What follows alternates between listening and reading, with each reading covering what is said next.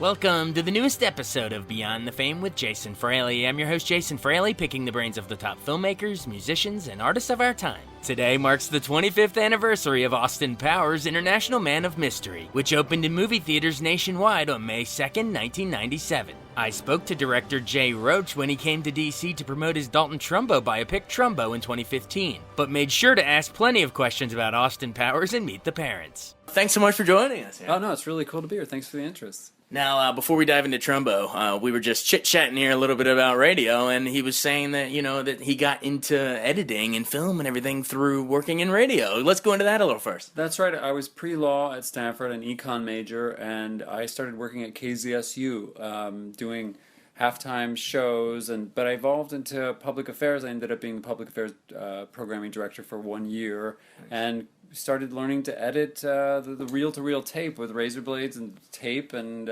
felt like telling a story by putting pieces together in different orders, and that led to being interested in film. Got out of pre-law and applied to film school. And then you were actually cutting together that film, except it was film and not audio, right? That's right. We ended up learning a lot of useless, obsolete skills on how to chop up bits of celluloid and tape them together with a little guillotine machine. Right. As we speak into the iPhone at the moment. Yeah, I mean, when I look at my sons are just now getting into filmmaking a little bit, and my youngest son, whose birthday is today, happy birthday, Sam, if there's no way you'd be listening to this, but... Happy birthday, Sam. You never know. You never know. He's our biggest fan. And the ability to sit and finesse things, on Avids and Final Cut Pro, is just so enviable, because it's also democratizing, which kind of can get into a discussion of a story like ours. Like, imagine if everyone had access to filmmaking that way, or podcasts using your iPhone, or being able to tweet and social media to take on any kind of oppressive system. That happens all the time now, but in those days someone like Hedda Hopper could rule the world in a way, or at least her little part of the world, by her 32 million readers. By just saying what she wanted to say with very little pushback. There wasn't someone to instantly tweet back at her. So I wonder if sort of what she said went in a lot of ways. Yeah, exactly. And that's how the gossip columnists functioned back then. Walter Winchell, Luella Parsons. So just an interesting difference. There are a lot of similarities, unfortunately, too, with how the political system still suffers from a lot of the same dysfunction. Right. Yeah. And you've I guess since you mentioned Hedda Hopper, let's dive into Trumbo a little bit. I saw it, I guess, last week, and it's just fascinating. But I'm a little biased in that regard because I love movies about that period of Hollywood and all that. More people love them than we think. I mean, it has become a kind of buzzkill in Hollywood to say it's got a little political element to it. Like, well, okay, good, thanks, see you next year. Yeah. I think the more I talk to people about films, the more they wish there were good political storytelling, there was good political storytelling like there had been in the 70s. Something like 12 million people saw Game Change within the first month, and if that was a Hollywood movie, it probably wouldn't have been as big, but still it would have been a pretty hefty. So I was only 1 million saw Recount, so that was humbling, but I would say that I would hope, I can just be naively optimistic that there's a bigger audience for stories, and it's not political like in quotes, it's just that it's a good story that has a national scope, a scope that's about how then shall our nation run, but the local story is a man and his family trying to survive this horrible situation. Yeah, did you, what fascinated you, because you'd obviously done Game Change and Recount, with other political things, but what sort of made you want to dive into the McCarthyism, Blacklist era? God, when I was watching it, I was thinking of Martin Ritt, right? The Front, or something like that, Zero Mostel jumps out the window, it's all, you remember the tragedy, but were you a fan of a movie like in that sort of genre? Or? I had a personal connection when I was at USC Film School. My directing teacher was Edward Dmytryk. Oh, wow. He was one of the Hollywood 10. He was the only non-writer of the Hollywood 10. So that's the connection. That was part of it. I knew a little about it. John McNamara, our great screenwriter, and one has to repeatedly mention him because he's the one who spotted the power of this story about a screenwriter. It took a screenwriter to recognize it, and he worked on it for many years before he brought it to me. I just happened to coincidentally, he had studied with some of the blacklisted screenwriters, and I had studied with the blacklisted director. And there's only 10 of them, and we each studied with members of the. So I knew enough about it. The sad part about it was that his story was a cautionary tale, and which kind of made it more compelling to me. He didn't name names at first, but he came out of prison and did name names to rehabilitate his career. Right. Succeeded in rehabilitating and went on to direct Caine Mutiny, which I think was either nominated or won an Academy Award. And but he was tortured by some of what went on, and never entirely forgiven by his peers in Hollywood. So I was like, there was a little bit of a tragic quality to him that always stuck in my mind. Wow. And you mentioned naming names and sort of that, certain people come across, certain really famous stars that we all look back at the Golden Age, some of them come across better than others. Let's, Kirk Douglas comes across a little better, and then maybe, Hedda Hopper, and what do we say, maybe John Wayne, and Edward G. Robinson, who names names. How do you sort of juggle that? Because, a lot of people sort of have these myths of their favorite movie stars. Do you sort of just take the line sort of in the end, how it's sort of, how Cranston says in the end, it's almost like a healing, we were all sort of victims here. Is that how you kind of straddle that? Or? I wish it was that simple. A lot of, so it was a situation where these writers, and just to get back to your earlier question and then connect to this one. Yeah. Dalton Trumbo was one of the most talented screenwriters of his day, and most highly paid. Yeah. There have been probably movies that are held in higher regard than some of his. But imagine what he could have written in those 13 years that he was forbidden for writing for studios. The only way he got to write, and this is what made the story compelling, is he wrote in the black market. With other writers and for producers, schlock producers like Frank King, right? John Goodman, and who's played by John Goodman, who's fantastic and actually really funny in the story. And he somehow figures out a way to keep writing and under pseudonyms, under false, other fronts or other people or made up names. So he goes and wins 2 Academy Awards, one for Frank King's company called The Brave One, a movie called The Brave One, and one. Writes Roman Holiday, Audrey Hepburn's first movie with Gregory Peck, this beautiful fairy tale story. Then writes Spartacus, right, and Exodus, all while being blacklisted. Yeah. So he uses the situation, or he survives the situation and copes with it by just writing, and he writes his way out of both literal jail and figurative movie jail to do this great work. So I was like, that's a story. That's an American underdog story who takes on this giant, evil system and kind of wins, but kind of lost something really tragic, which was 13 years of the opportunity to write. Who knows what he would have written? If we all lost those 13 We lost. The civilization lost out on our artists' output. Many, many hundreds of artists. And if you fold in academia and all the other places where McCarthy came on a little later. This was pre-McCarthy's era when Hedda Hopper was... And so to get back to the difference between someone like John Wayne and someone like Kirk Douglas, despite Dalton Trumbo saying that there were no heroes and no villains...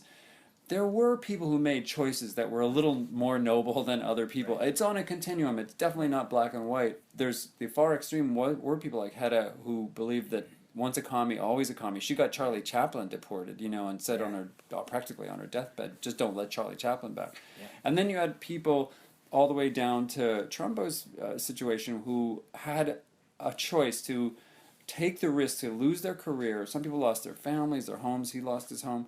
To stand up for something, a principle that you should be allowed to join any political organization, because the Constitution protects people who join even unpopular organizations, as long as they're not literally, part of a plot. But they couldn't even expose a plot. They had all those hours of testimony. There was no evidence whatsoever that these particular men, unlike others in the Communist Party, had anything to do with anything other than just writing great stuff, fighting for unions, fighting against fascism, and unified, probably naively, by joining the Communist Party, but none of them were good communists. Trumbo was Trumbo was constantly attacking, and he, criticizing the Communist Party, and also was busy making, a ton of money. So he was a hypocrite. He was a bad communist if he was a communist. Right. And that's why we had Louis C.K. playing the far left version to bust him for all that. Right. No, that's awesome. I guess let's go into Brian. Was this an idea where you came to the material first, or did Brian come to it first, or how did he get cast as Dalton Trumbo? The screenwriter had worked for years on the project and had done a ton of great work, and then it was brought to me by Michael London, our great producer, and I worked with the screenwriter on it for a couple more years, and we found new things. Hedda Hopper became a bigger part of the story. We got to know the daughters of Trumbo, Mitzi and Nikki Trumbo, who added a tremendous amount of authenticity, details, specific moments of, difficulty in their home, and we just kept doing it. And then the financiers that we talked to wanted bigger names, but when Cranston's name come up, I just said I don't want to do it unless it's him, and we hung in and found a really cool company to finance it. And Brian, there's a lot of overlap, I think, with Trumbo and Cranston, because Brian's so passionate and so driven, and he can be kind of larger than life too. He's so charismatic, and look at the range from Malcolm in the Middle to Breaking Bad to Seinfeld all those character roles he played, Argo, Private Ryan he was in too, by the way. That's right, of course, lots of stuff. And so I just thought I need that range to make this character relatable, because he's a communist, he's rich. No one's going to go for this if we don't get the 40s, and he's a writer. Like, these are all the things, and it's in a political story. These are probably the 5 least commercial things you could ever want to try. And so I just thought, you got to have someone as good as Cranston, and the same for all the other characters. You had to have someone as good as Helen Mirren playing. You had to have someone good as Stuhlbarg playing, Edward G. Robinson. John Goodman as Frank King is just mind-blowingly good, and as I say, funny. And Louis C.K. as this composite of the other Hollywood 10 writers, as the very dark, dry, unhealthy man, ultimately, who also happens to be hilarious as he's trashing Trumbo. Yeah. I love the little stuff you sneak in there, like breaking in Goodman's office, how they break the gun crazy poster, like, oh, he makes trash, except this movie we're going to punch and everyone holds up. So there's some cool stuff you got going on. I love that he also says, go ahead, shut me down, I'll just go hire winos and hookers to be my crew, and if you do whatever you want in the press, because nobody who sees my movie can read. So he embraced his schlockiness, and then again he goes on and helps these guys, these great screenwriters who he's paying nothing. He exploited the crap out of them, but he let them work, and he didn't care if they were blacklisted, and he gets Brave One written and helps contribute to Trumbo emerging to do all these other great films. You're talking about, there's this interesting sort of paradox with this schlocky stuff versus the higher brow stuff that he wins Oscars for. But talk about your career is almost in that. How do you, in terms of tell me how comedy is also a serious art. Like, I don't think enough people appreciate it. I don't. I wouldn't agree that there's any schlock in Austin, but I did work for Roger Corman for a little while after film school, shooting. I remember I was a cameraman, and I would shoot like a stripper's pillow fight, with feathers, and then it was involved in some horror film. I was like, oh, I know schlock. Yeah. But tell me how comedy's more of a serious. I don't think enough people give it a credit for. Well, Austin Powers and Meet the Parents are genius. I appreciate that. Thank you.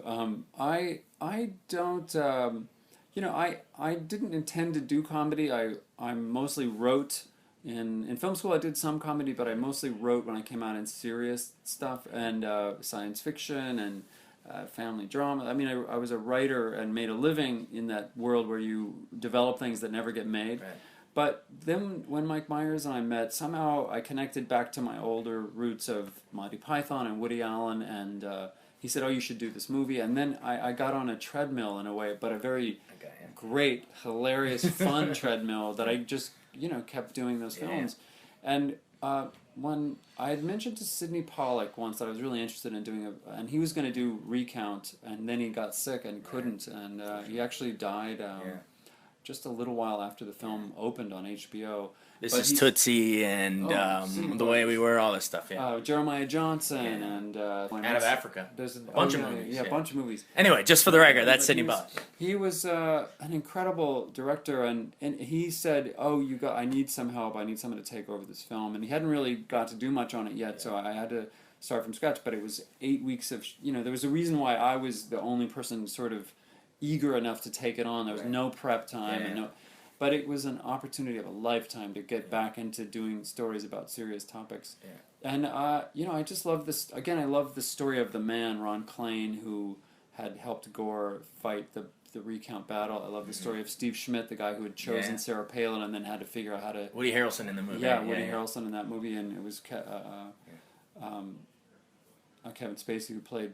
Ron Klain in the other one. It's the story about the individual, But the great thing about those stories is there's this larger stakes, and I think that's classic storytelling. The way those screenplays came at me. So I'm gonna keep doing all types of stories. I'm actually interested in doing thrillers now. Nice. Maybe it'll be a political thriller, but maybe it won't have anything to do with politics. I don't know. Speaking of that semi-political thriller genre, one of your former co-stars is directing Spotlight, coming out the same day in DC as Trumbo. I know. Tom McCarthy's he's not only was Dr. Bob in Meet the Parents, the rival son-in-law.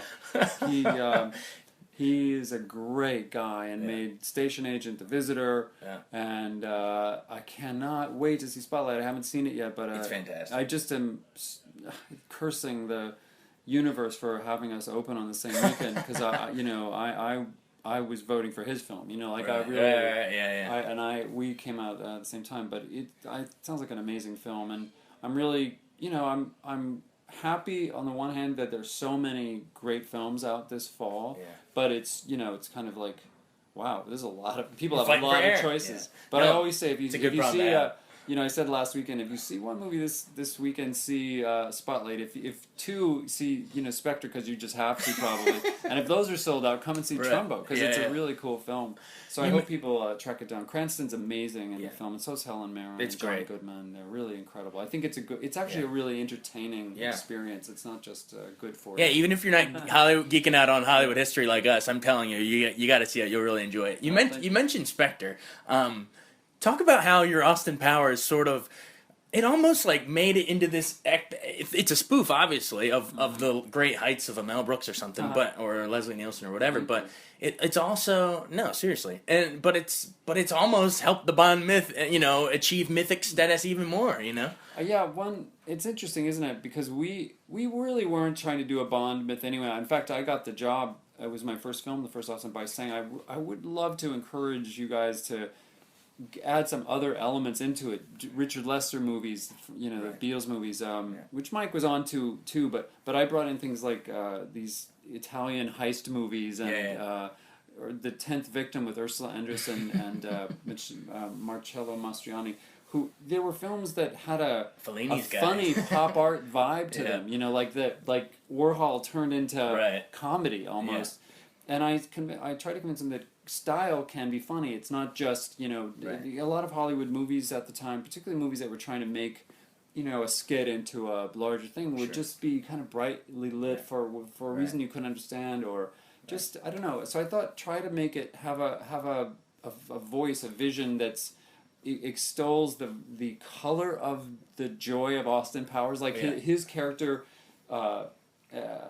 expanded and manifested in color and dance and movement and big set pieces. I was really pitching for big old, Busby Berkeley style, Buster Keaton level physical comedy. Yeah. And Mike really loved that, and that's, I think that's how we were able to distinguish it. But it was some Bond and some not, and then of course Dr. Evil is almost pure Bond mixed with Lorne Michaels. So funny. And so now I heard recently that Spectre has an element of the two brothers reveal thing, and I was like, oh, that's cool. I don't want to give it away. I won't give anything away, but that sounds fascinating. That there might be some. We might have inspired something there. How did you get him to do? Because actually, we just interviewed Eddie Murphy. He got this award at the Kennedy Center. But how did you work with Mike to do all those different parts? I mean, him. Are you directing him differently in each one? Yeah, definitely. You'd come at each character just as you would with an actor just playing each individually. But when he was playing Dr. Evil, I've never seen anything like the level of channeling some other spirit that wasn't... Mike Myers in real life was a little closer to Austin. Right. As Dr. Evil, he became something else. It was a little Lorne Michaels, so he might have been channeling, his mentor, Lorne. Right. But he became so lucid and fluent in a language that wasn't really Mike. It was trippy to watch, and we had many hours really of just improvs that Dr. Evil would go off talking about the crazy details of his life. And the first one, that long therapy session where he's talking about Somersing, Rangoon, luge lessons, beaten in a burlap bag, all that stuff. My father would make outrageous claims like he invented the question mark. I'm glad you remember that line. Oh my God, you everybody really know these does. films. Everybody. And it was so different from directing. And I remember when he one time was in the scene with Seth Green, and they started shushing each other, and that I had shot the whole one side, and the first one it was just, and every time he started talking, he goes, and he was doing that off camera. It wasn't part of the script, so I had shot the whole half of the scene, and he and Seth started doing it, but just because he was channeling this other presence, I said, this is too good, and I made them, we went a half day behind. I said, we've got to turn around and shoot it now because it's working so well. Yeah. And so, I don't know, with Austin, we would talk a little more about, we had to kind of work a little harder, if you will. Yeah. With Dr. Evil, it was like, I just made sure the cameras had enough film, and we were actually shooting film, at the time. And that was really magical. I think it'll be around forever. Everyone loves it. It's so funny. I've done polls at college. Say, how many of you haven't seen it? And this is not because I'm actually interested in the marketing of how that movie got out, because it didn't get seen in the first theatrical release that much. It made a little bit, but not a huge amount. Then it got big on video, and it's still in the red.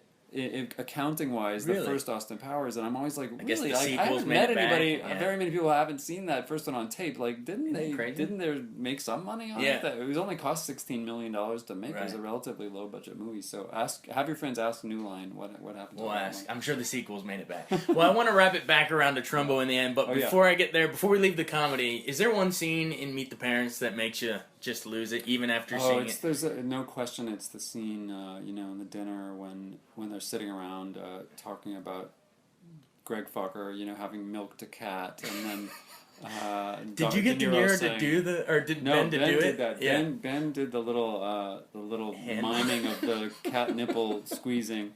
And De Niro saying, I have nipples. Can you milk me? And then leading up to the climax of that scene, and it was a 30-minute setup that led to the champagne cork knocking, that urn with the ashes. 30 minutes. The whole setup of the first act is just to set up that one giant explosion. And when you sit in an audience and you hear them react to that, you can understand why comedians and film directors get so addicted to the out-of-body thing that somehow happens. Where I always like it when the audience is losing their minds enough that they're just thrashing themselves and rocking in the chair. And I've only I got to see that once in Borat, which I produced during the naked fight. I saw people lose their minds. It was very nice. Very nice. That was a great experience in comedy as well. Awesome. Well, maybe this is how we bring it back to Trumbo. Yeah. So you got you have someone like De Niro in Meet the Parents who is such a serious, but then you find the comedic side in him, and now you have someone like Cranston who's done Seinfeld and Malcolm in the Middle, and then can go to Breaking Bad and Trumbo, and there's just talk about how do you sort of, how are they actually not that different from each other? Because as a director you've done them both, so how does sort of the same principles apply? I guess. Well, there's comedy in Trumbo partly because Trumbo himself, though he was a very, very serious man with very serious battles to fight, including for freedom and civil rights, free speech. He also was a witty person, and he was surrounded by wits. The other Hollywood 10, when Trumbo died, he was older than the rest of them, and so they all came to his funeral and just started trashing the crap out of him. It turned into a roast in a really funny way. They loved him dearly, but they would still hurl insults, and it actually turned into like a Comedy Central roast, right? So they're that funny. So that's why you cast Louis C.K. And John Goodman. And once you do that, once you have these guys with that capability, the funniest scene in a very dark movie, a very painful, I have to emphasize, it's obviously a very serious movie with stakes are as big as it gets, in a scene where John Goodman takes on this union guy who's threatening to shut him down, you know, and is saying, you know, I'll just, like, everything we're talking about, just, you try to shut me down, you know. That scene, I knew how to shoot that because it was physical comedy with a great comic performer in John Goodman, taking on a great foil in Dan Bechtel, who plays, he's a great, people who know Veep have known for Veep, playing that union leader. And you know, comedy is comedy, and the audience needed a break then from all the seriousness. And I think there are a number of other moments where there's the absurdity and irony kicks in, and we actually get you know, a surprising amount of verbal, you know, where you can hear how a drama is playing. You sometimes can hear, oh, they're actually paying attention because now they're laughing at the funny part, so they must have got the serious parts too. So I think I'm lucky that I had training in comedy, and comedy also prepares you for chaos, because sometimes the actors come up with something better than, like I was just describing with Dr. Evil, and you have to just go with it. And this was a great screenplay, but there were times, especially with Louis C.K., when he would come up with something. The happy accident. Yeah, happy accident. Or do you have to say everything like it's going to be chiseled into a rock? That's or when he says, "Oh, just shut up!" Like the way he busts Trumbo for being a hypocrite and a blowhard and you know, is so great. And I knew enough from doing comedy that you never say, no, just stick to the script, please. Just do the lines. The lines are fine. You don't need to add new things. I would never say that. Right. And I like the chaos when someone throws. It's not chiseled, like you said. Yeah, even your approach can't be chiseled. Yeah, exactly. So I'm definitely flexible enough to find the entertainment value based on my training in comedy. Awesome. Well, I know you got fish and tomato soup coming up, so I don't want to keep you away. But so we'll make it the last question. Yeah, sure. I mean, what do you want people to take away from this movie, other than the entertaining ride that we're talking about and the flashbacks to their Hollywood? You know, you know what I like taking out of is it's a message to writers or a film.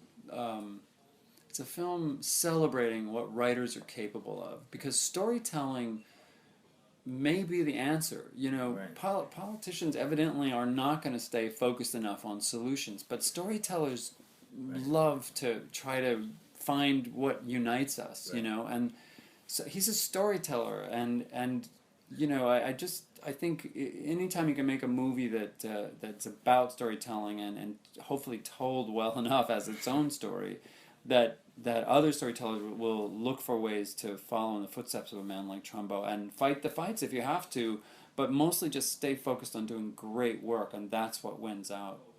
Awesome. Well, this is great work. Thank you so much, sir. Appreciate it. Thanks so much. Thanks, I really appreciate it. Oh, no problem. Let me just make sure I save it. Really good. Really good, actually. That's maybe the best interview I've done this whole trip. See, I left it rolling. No. Thanks so much for joining us on Beyond the Fame with Jason Fraley. Remember to hit the subscribe button and give us a 5-star rating if you like what you hear. We'll see you next time.